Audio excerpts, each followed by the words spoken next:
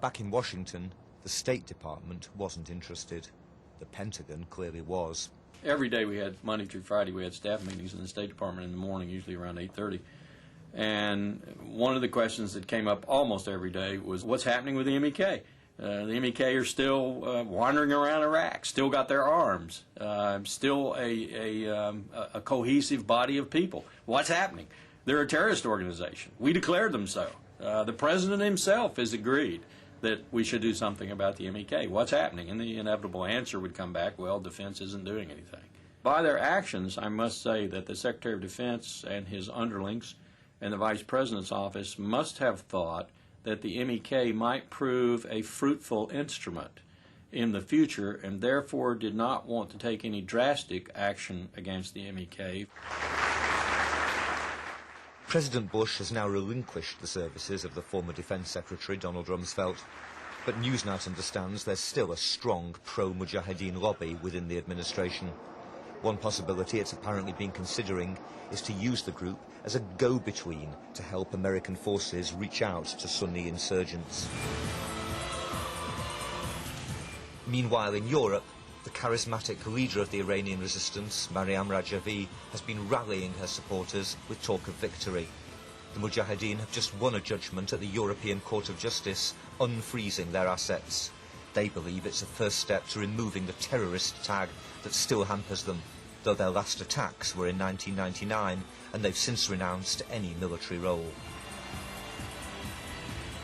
Instead of trying to engage the mullahs in Tehran, the international community ought to reach out to the democratic opposition. The very opposition, which, by the way, was the key to the revelations with respect to Iran's nuclear weapons program. In some sense, really, the international community and Western countries owe a huge debt of gratitude to the Mujahideen. In fact, there's no longer much sign of support for the Mujahideen within Iran. Since they moved to Iraq, they've been widely regarded as traitors. But disbandment of the group remains a key goal for Tehran. In the short term, chances of a US-Iranian rapprochement are now receding. President Ahmadinejad and President Bush both talk the language of confrontation, but many in Washington regret that. I think the failure of the United States for 6 years to make some sort of meaningful overture to Tehran has been a terrible mistake.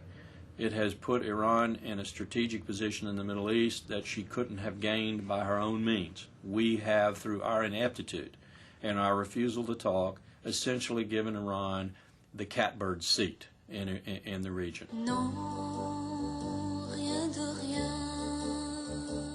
To judge by the Mujahideen's latest promotional material, the 3,500 remaining residents of Ashraf, deprived of their military role, are enjoying a rich cultural life in the middle of the Iraqi desert. They've even devised their own form of river dance.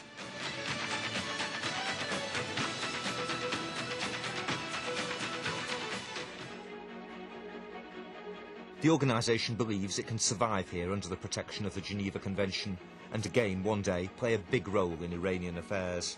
But as Tehran strengthens its influence in Iraq and the US plans its eventual withdrawal, the Mujahideen's time here must now be running out. Soldiers who joined this unique army to liberate their country will probably end up as bargaining chips in a diplomatic game. Well, our diplomatic editor, Mark Urban, is here now. How significant do you think this offer was from the Iranians?